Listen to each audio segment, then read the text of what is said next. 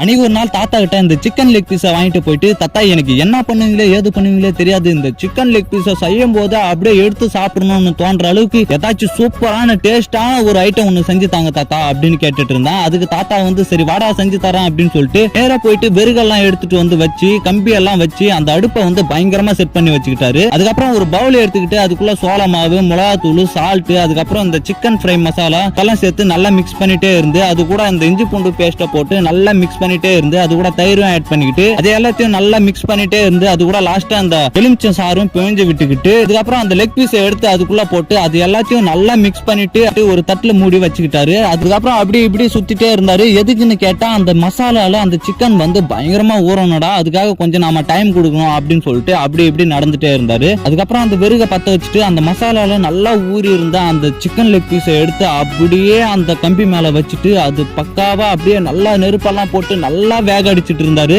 அது அப்படி இப்படின்னு திருப்பி விட்டுட்டு எல்லா பக்கமும் நல்லா அப்படியே வெந்ததுமே அது அப்படியே எடுத்து சுட அப்படியே புடிச்சு கடிச்சு சாப்பிட்டு பார்த்து ஐயோ ஐயோ பயங்கரமா இருக்கிற டேஸ்ட் வந்து நீயும் சாப்பிட்டு பாடுறா அப்படின்னு என்கிட்டவும் கொடுத்தாரு. நானும் எடுத்து அதை சாப்பிட்டு பார்த்தா டேஸ்ட் வந்து உண்மையாவே பிரமாதமா இருந்துச்சுங்க.